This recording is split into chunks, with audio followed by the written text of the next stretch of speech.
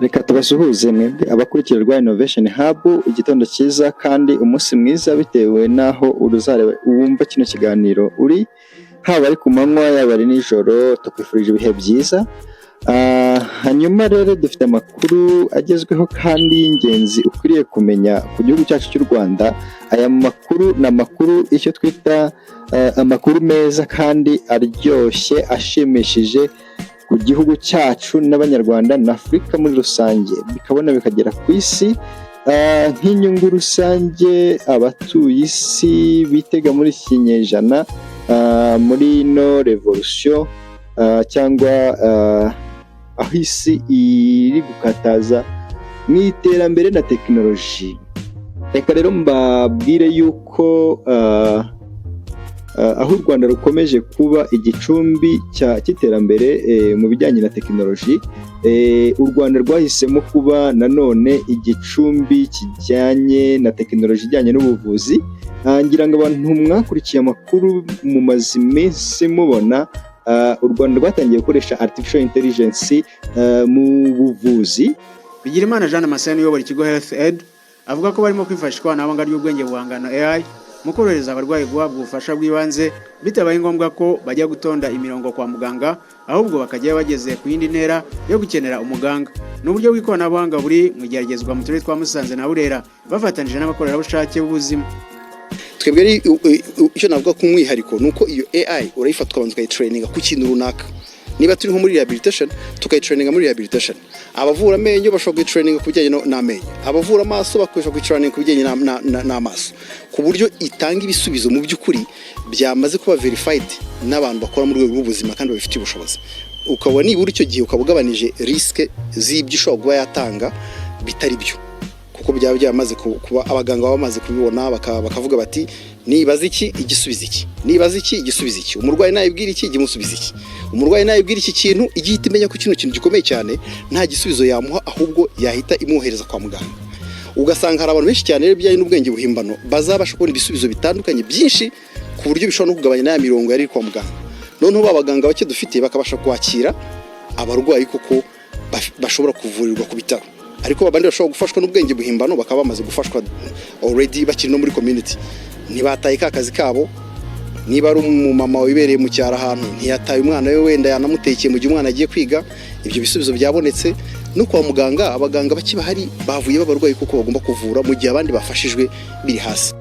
Ngira ngo murabizi neza kandi na makuru maze kugera mu banyarwanda bose, yaba abari imbere mu gihugu cyangwa abatuye hanze yacyo n'abanyafurika muri rusange. Ni amakuru meza rero, aho duhereye nk'ubu ngubu mu gihugu cyacu batangiye gukoresha artificial intelligence cyangwa ubwenge buhangano mu buvuzi, aho mwanabonye neza yuko u Rwanda rwahawe agera kuri miliyoni 50 z'amadolari mu gufasha zino systeme za AI, aho abanyarwanda bitagikwiriye ko bajya kwirwa batonze umurongo mu kwivuza, bafata uwo mwanya wose bategereje batonze umurongo mu bigo nderabuzima cyangwa mu bitaro bitandukanye.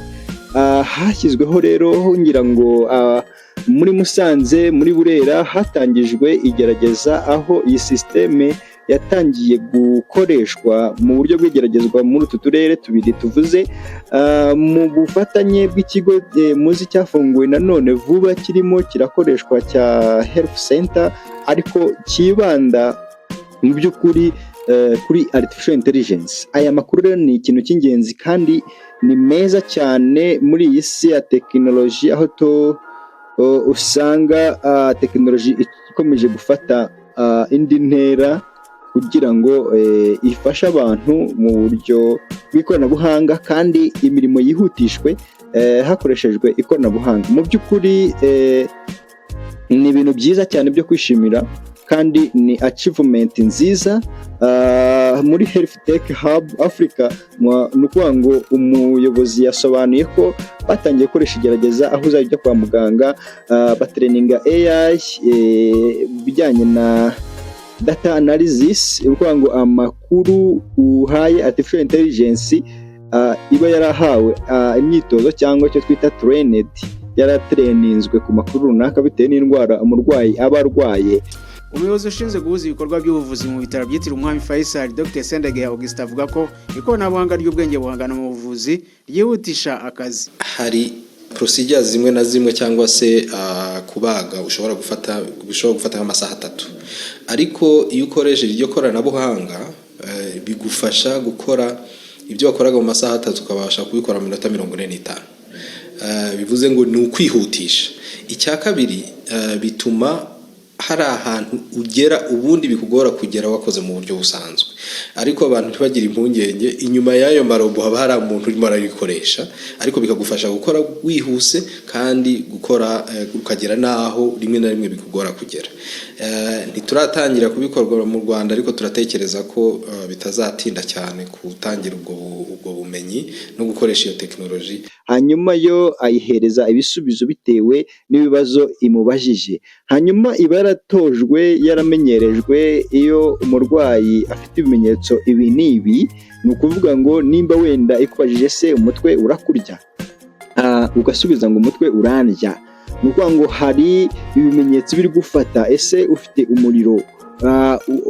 Hari uburyo bwinshi ushobora kuba wafashe teste y'umuriro cyangwa mo kimwe ukaba yagupimayo ubwayo direct, hanyuma ikagenda ikusanya ayo makuru uri kuyihereza bitewe n'ayo makuru yihaye, ikaguhereza igisubizo cy'indwara urwaye cyangwa ikakugira inama. Hari n'ubundi buryo iyo isanze idafite ayo makuru ihita ikohereza kujya kureba doctor cyangwa ikakurekomanda ku bitaro wajyaho. Ni ukuvuga ngo rero mwabonye ko mu Rwanda haje n'uruganda rukora inkingo. Ni ukuvuga ngo u Rwanda rufite intego yo kuba igicumbi ku bijyanye na tekinoloji muri Afurika.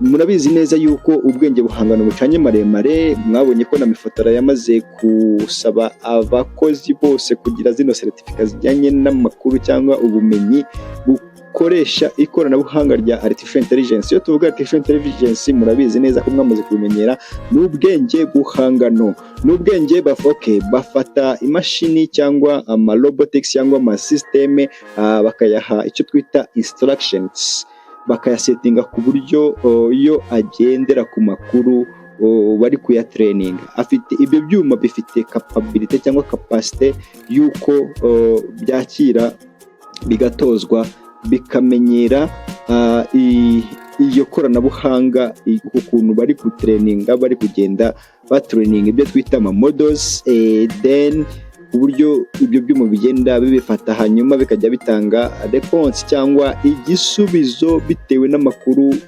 wayihaye. Na makuru menshi agendanye n'ingingo no mu nama yabaye babigarutseho